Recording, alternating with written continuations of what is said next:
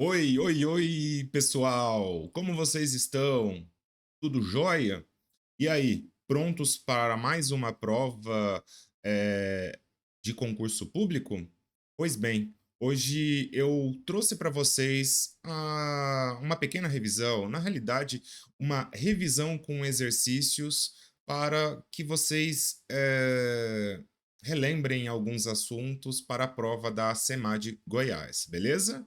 Então vamos aqui resolver essas questões e qualquer dúvida, obviamente, não deixem de entrar em contato comigo, beleza? Então bora lá. Vamos fazer bastante várias questões agora.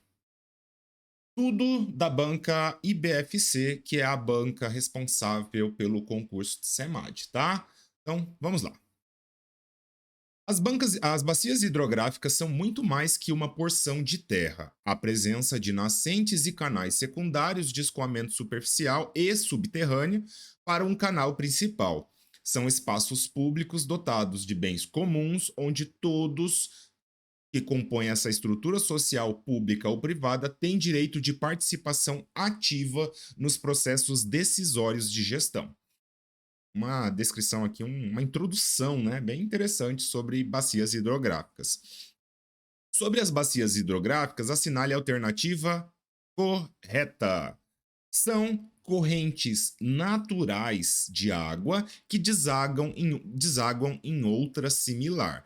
Não, pessoal, a gente tem que lembrar que bacia hidrográfica é uma área, né? Uma área delimitada por é,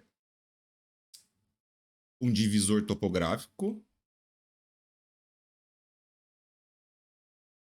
onde toda a água que cai nessa região, toda a água que cai nessa região, ela vai escoar para um único ponto chamado de exutório, beleza? Então, já não é a letra A. Letra B.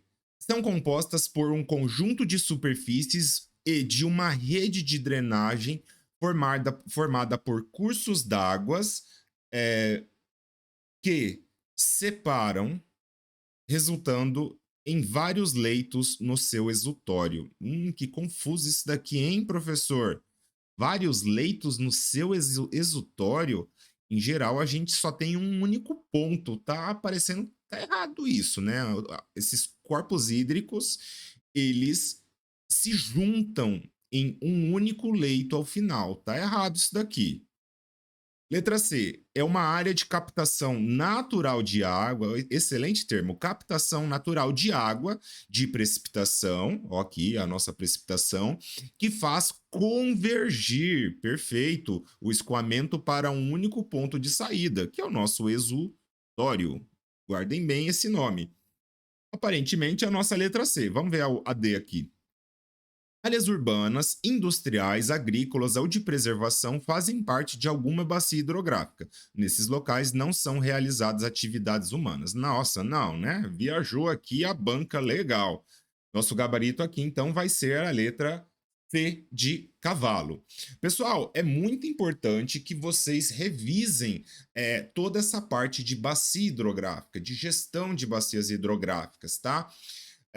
Ela está muito atrelada à própria Política Nacional de Recursos Hídricos, beleza?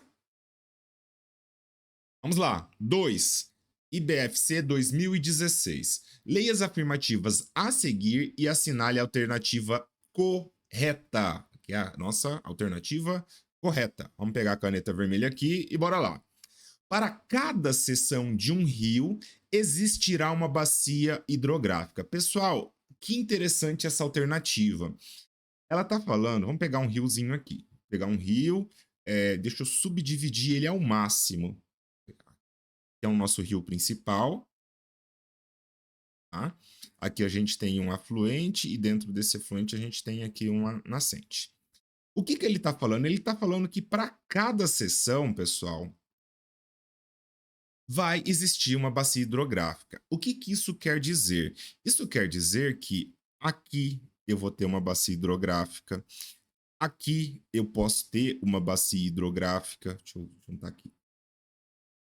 Aqui eu posso ter uma outra bacia hidrográfica. E melhor, se a gente ampliando isso,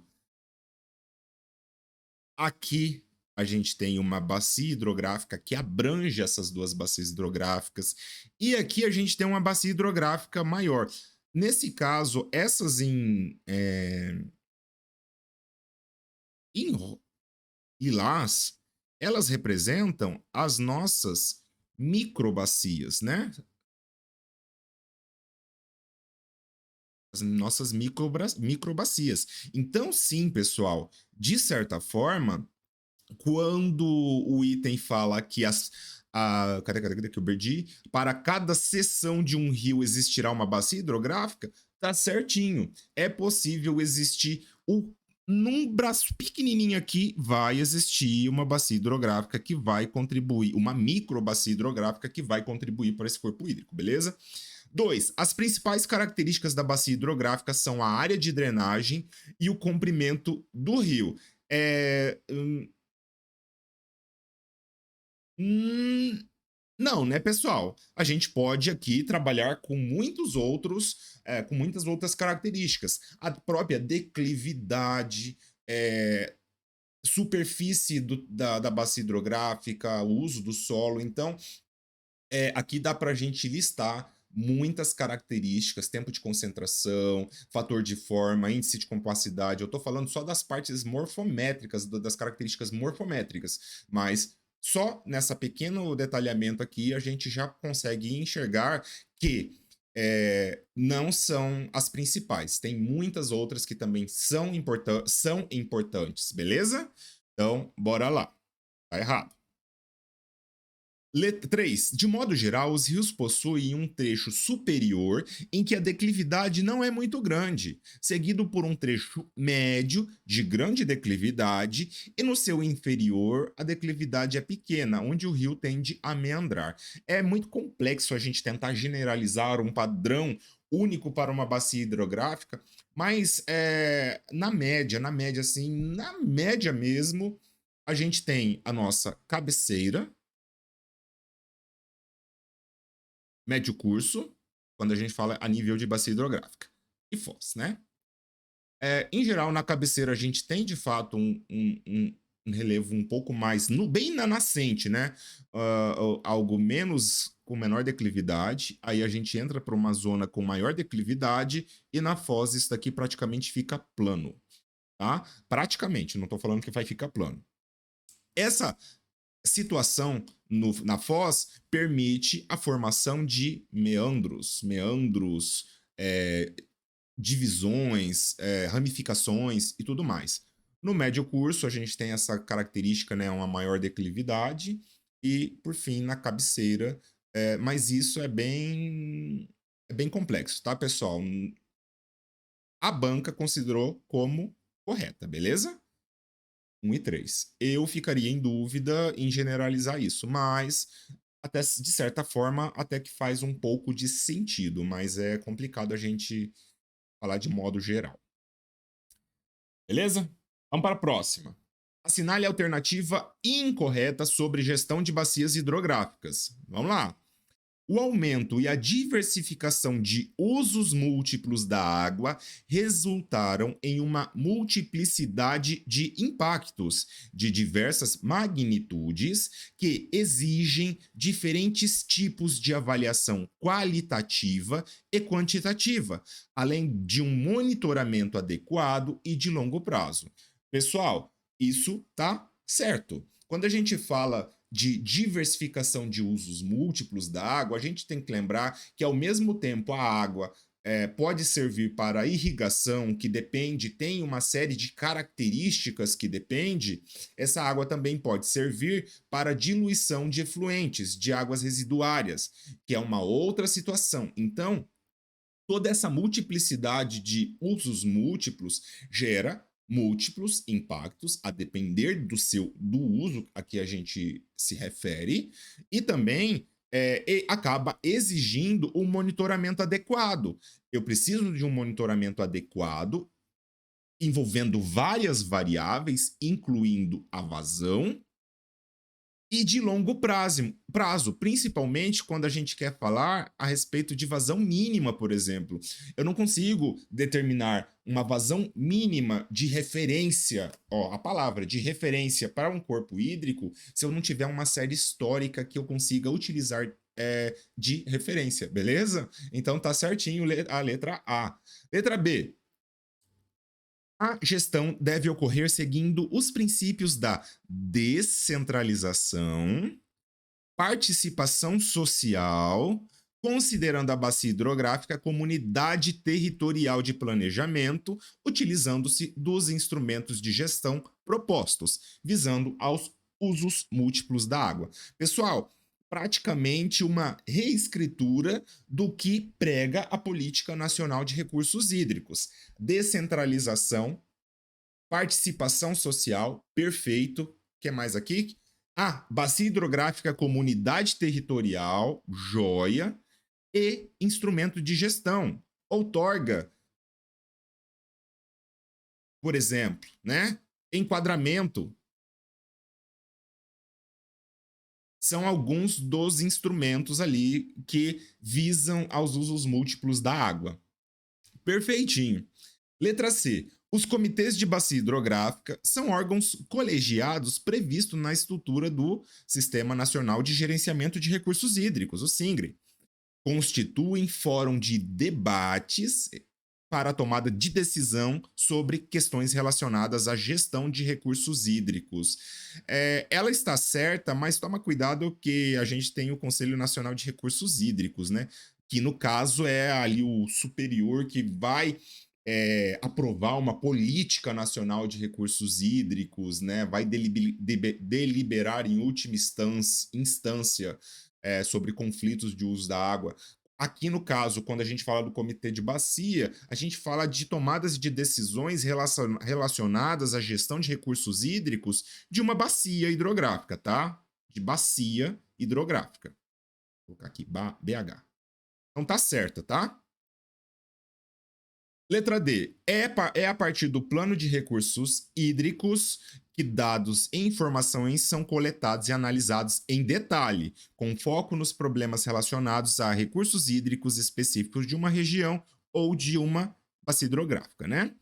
Então, é o plano de recursos hídricos, que é também um instrumento de gestão de recursos hídricos. É nele que vamos ter dados e informações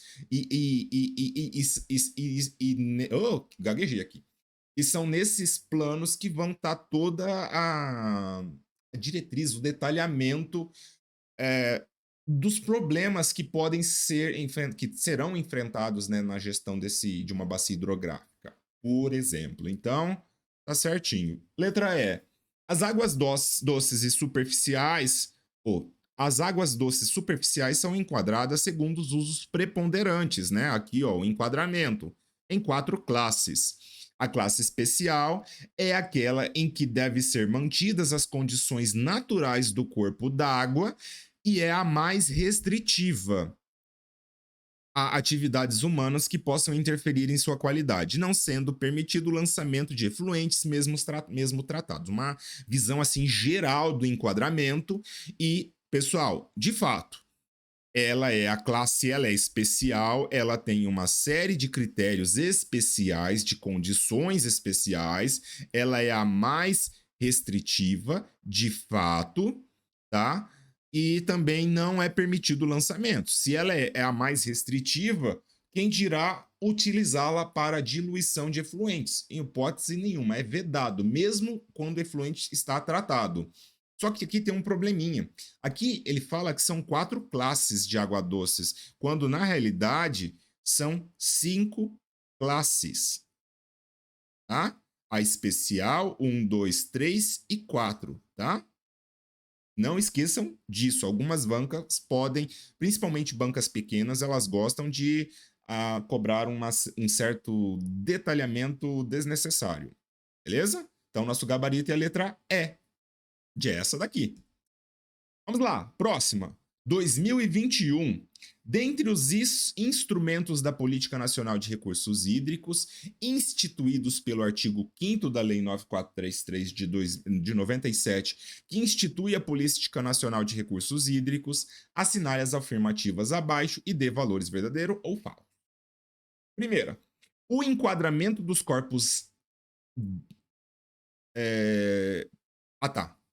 Instrumentos, vamos lá. O enquadramento dos corpos d'água em classe segundo os usos preponderantes da água. Isso é um instrumento, pessoal?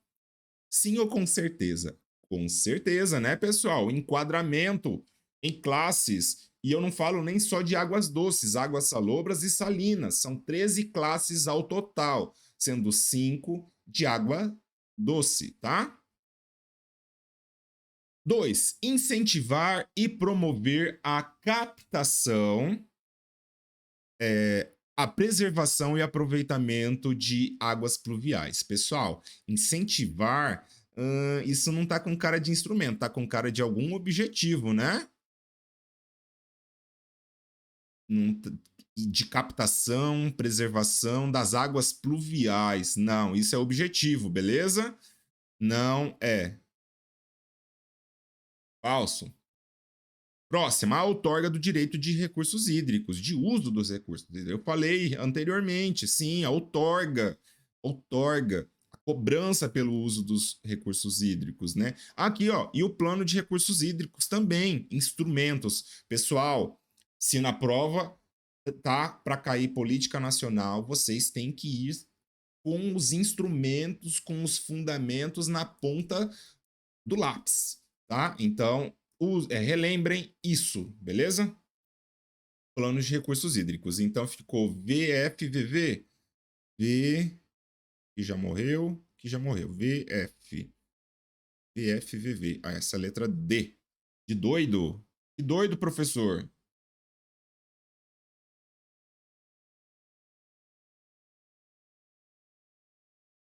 Letra D, bora. Vamos para a próxima. 2017. O regime de outorga de direitos de uso dos recursos hídricos tem como objetivos assegurar o controle quantitativo e qualitativo dos usos da água e efetivo exercício de direito de acesso à água. Considere os itens abaixo. Derivação ou captação de parcela de água existente em um corpo d'água para consumo final, inclusive abastecimento público ou insumo de processo produtivo. Peraí, o que a banca quer, afinal? Vamos ver. Estão sujeitos à outorga pelo poder público, os direitos, tá? Está sujeito à outorga. Derivação ou captação de parcela de água existente em um corpo d'água para consumo final, inclusive para abastecimento público ou insumo de processo produtivo? Sim, qualquer derivação ou captação de parcela está sujeita à outorga. Obviamente tem algumas exceções, mas vamos nos ater ao item. Então, inclusive abastecimento, se for um insignificante, por exemplo, não vai precisar de outorga, né? Extração de água de aquífero subterrâneo para consumo final ou um insumo de processo. Sim, falou também extração de água subterrânea, também estamos falando de outorga, de sujeição à outorga pelo poder público, beleza? 3. Lançamento em corpo de água de esgotos e demais resíduos líquidos ou gasosos tratados ou não com a fim de diluição, transporte e disposição final. Sim, quando a gente fala de outorga, a gente não fala apenas de retirada de água do corpo hídrico, mas também de lançamentos de efluentes, por exemplo, aproveitando a capacidade de autodepuração de um corpo hídrico, né? Então, com base nessa premissa, é possível sim o lançamento, só que a partir do momento que eu vou lançar um efluente tratado nesse corpo hídrico, eu também estou sujeito à outorga, à autorização para esse determinado uso. Aproveitamentos hidrelétricos também está sujeito à outorga e, algo mais geral, né? Outros usos que alterem o regime, a quantidade ou a qualidade de água existente em um corpo hídrico. Então, falou em quantidade ou em qualidade da água, alterando o regime, também está sujeito à outorga. Então, todos estão sujeitos à outorga aqui nesse caso. Logo, nosso gabarito vai ser o quê? Vai ser a letra A, de amor. Olha só.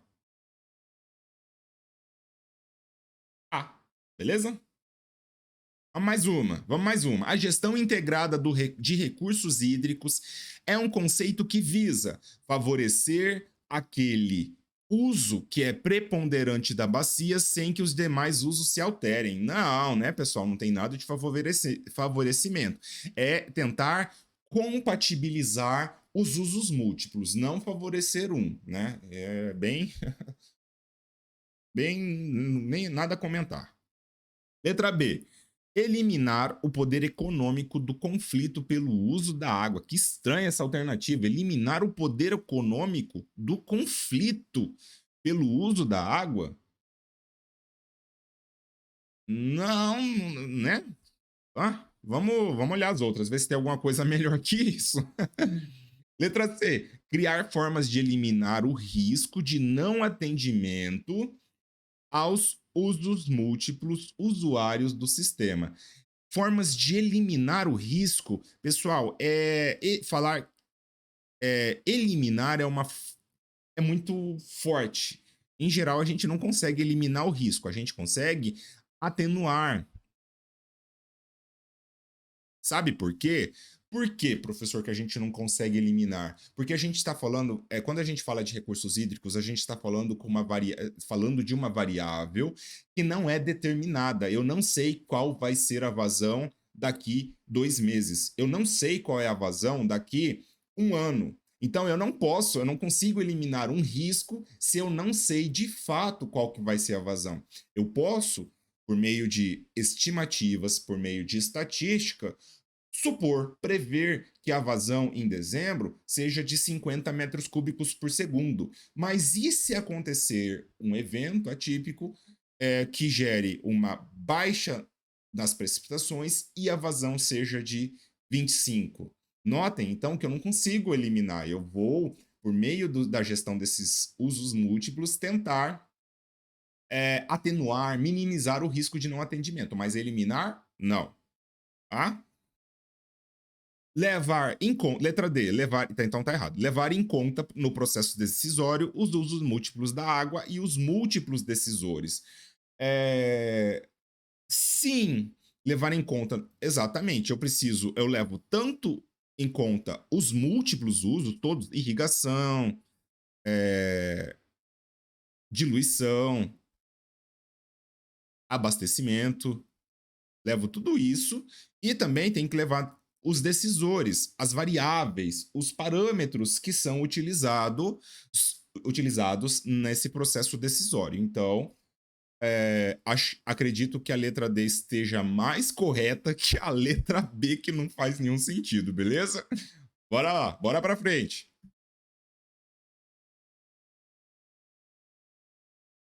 Vamos lá, né?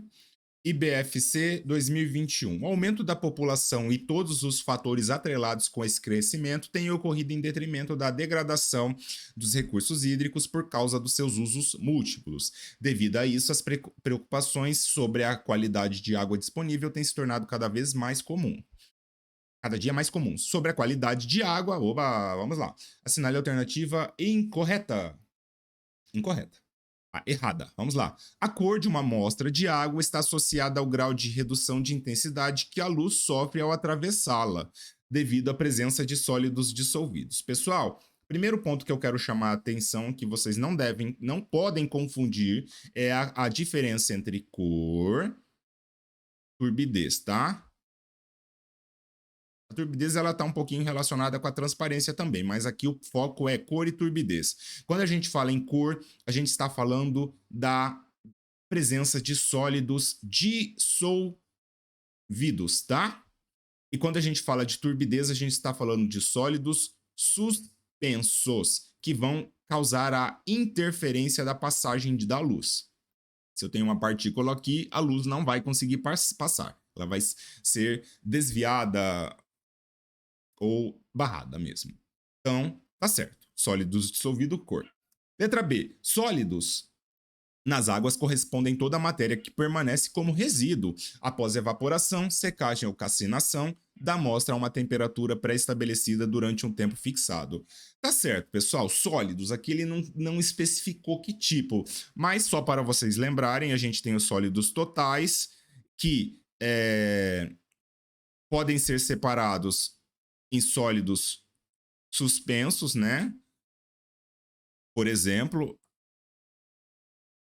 por meio daquele experimento que é o Cone-Inhofe, né, que é um cone, literalmente, que você deixa lá por uma hora, por um tempo, desculpa, e aí o sedimento se deposita. Aí você tira os sólidos sedimentáveis. Você também pode aquecer e calcinar de modo a remover os sólidos voláteis e ficar apenas os sólidos inertes ou não voláteis. Então, relembrem bem o que significa cada um desses sólidos, que pode ser que caia, né? Então, tá certo. Letra C. A turbidez de uma amostra de água é o grau de atenuação da intensidade em que um feixe de luz sofre ao atravessá-la. Sim, o feixe de luz ele vai sofrer uma atenuação, vai sofrer um desvio ali, está relacionado à turbidez. Letra D. A turbidez não influencia nas comunidades biológicas aquáticas, porém afeta adversamente os usos doméstico, industrial, recreacional da água. Peraí, pessoal, está falando que não influencia comunidades biológicas? Tá errado. Já marchamos aqui, tá? Sabe por quê? A turbidez são sedimentos que estão ali suspensos, tá? E aí o que acontece? O nosso peixinho, ele tem brânquias e esses sedimentos, quando a gente tem muito excesso de sedimento, acabam se alojando nessas brânquias, dificultando ou até mesmo matando algum dos peixes, tá? Então, influencia comunidades biológicas, sim. É apenas um exemplo das consequências. O nosso gabarito é letra D mesmo. 8, vamos lá. 2013. Águas com salinidade superior a 0,5 per mil e inferior a 30 per mil são águas classificadas segundo a resolução CONAMA como águas salinas, salobras, doce, dura ou bruta. Essas duas eu já vou tirar, né? Água dura. Água dura tem relação com a dureza, com o parâmetro dureza, ou seja, com a presença de íons cálcio e magnésio, tá? Então já esquece D, e a bruta, que a água bruta é aquela água que ainda não foi tratada, beleza? Então sobrou água doce, salinas. O que vai acontecer? Essas daqui são as águas salobras, tá, pessoal? As águas salobras, letra B. Quando que ela vai ser uma água doce? A água doce ela vai ser quando for inferior a esse 0,5, tá? E a salina quando for superior a esse 30 por mil, tá? Então, não esqueçam disso. Beleza? Vamos para a próxima. 9. 2018. A qualidade de água é representada pela quantidade da amostra cujos parâmetros físico-químicos e microbiológicos estejam dentro dos requisitos de uso.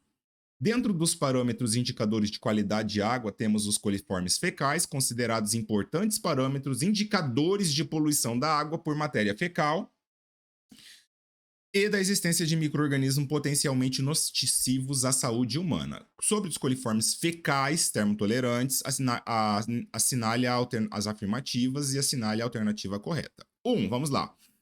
O Escherichia coli é um coliforme que se desenvolve na flora intestinal, sendo, portanto, exclusiva de contaminação fecal. Interessante, hein? Acho que é isso, viu? Quando a gente fala Escherichia coli, não existe Escherichia coli de vida livre. Ela é exclusivamente é, contaminação fecal, tá? Então tá certo. 2. A detecção da Escherichia coli é uma indicadora, ou desculpa, a detecção da Escherichia coli é indicadora de contaminação fecal exclusivamente humana. Tá errado. Ela é indicadora de contaminação fecal, seja humana, aliás, animais em geral. Desculpa, animais de sangue quente.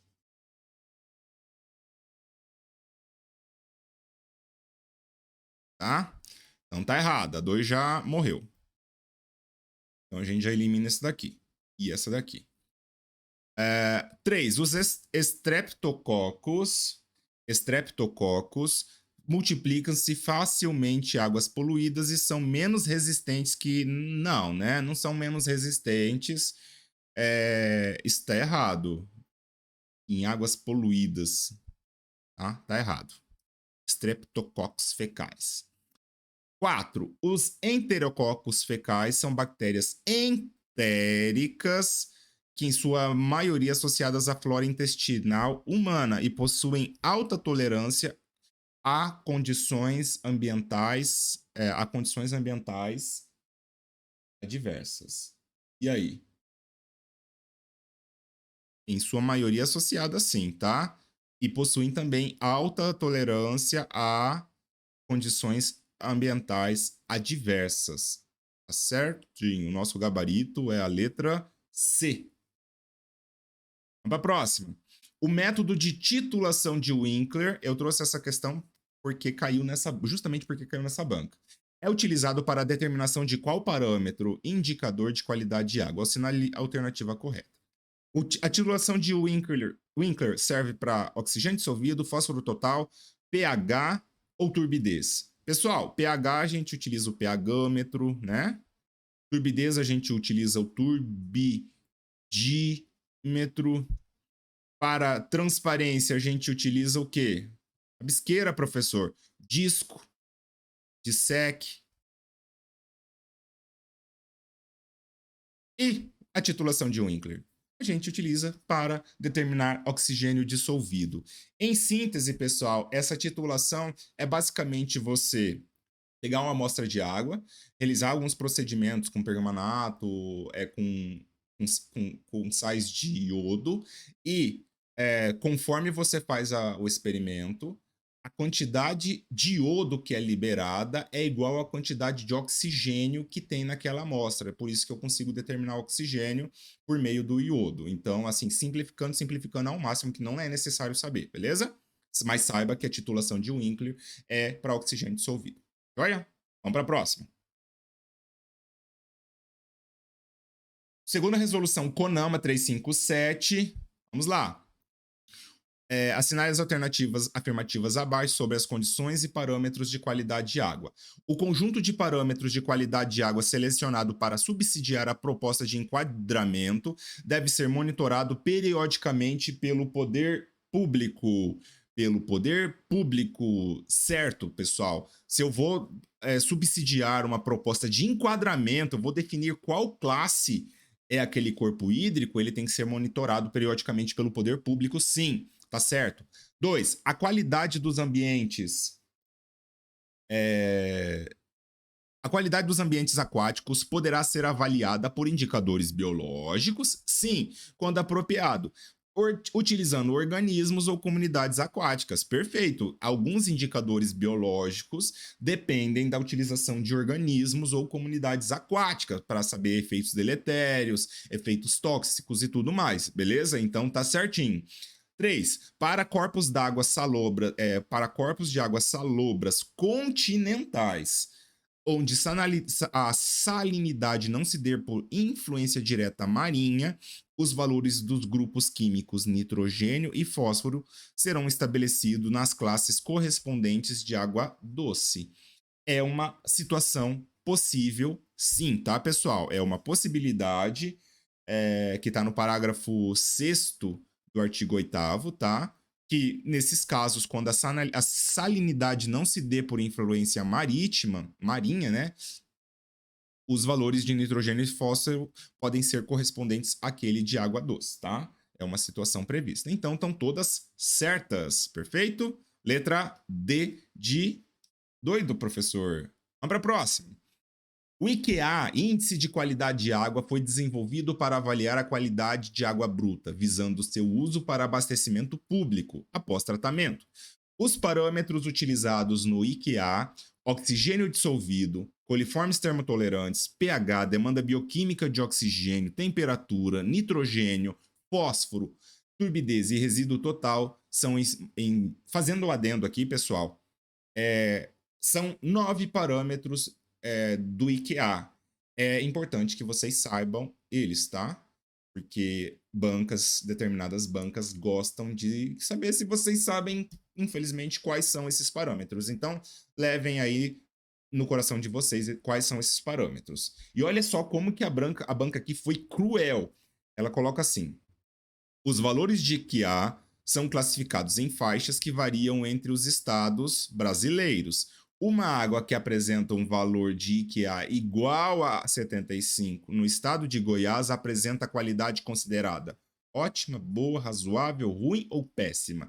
Obviamente, razoável, ruim e péssima dá pra gente, né, assim. E aí, 75, aqui eu adaptei para o estado, mas na questão original era para o estado do Paraná. Era para o estado do Paraná. No estado de Goiás, o IQA igual a 75, ele é o quê, pessoal? E aí, o que vocês acham? Pessoal, ela é boa. Eu trouxe para vocês até terem essa tabela, eu não coloquei a fonte aqui, mas a fonte foi próprio site institucional da ANA, tá?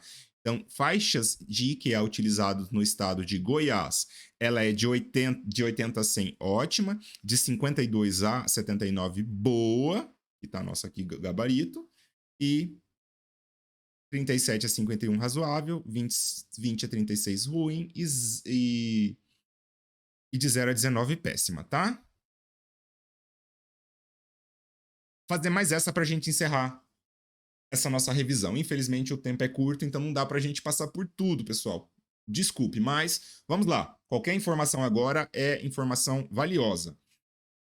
2021. Na classificação dos corpos de água instituídas na resolução CONAMA, as águas doces, salobras e salinas do território nacional são classificadas segundo a qualidade requerida para seus usos preponderantes. O artigo 4º dessa resolução classifica em diferentes classes as águas doces. Assinale a alternativa que apresenta a que situação as águas pertencem à classe U, não são destinadas. Que texto mais trancado de horrível. Mas vamos lá. Ela quer a que não é destinada à classe 1, tá?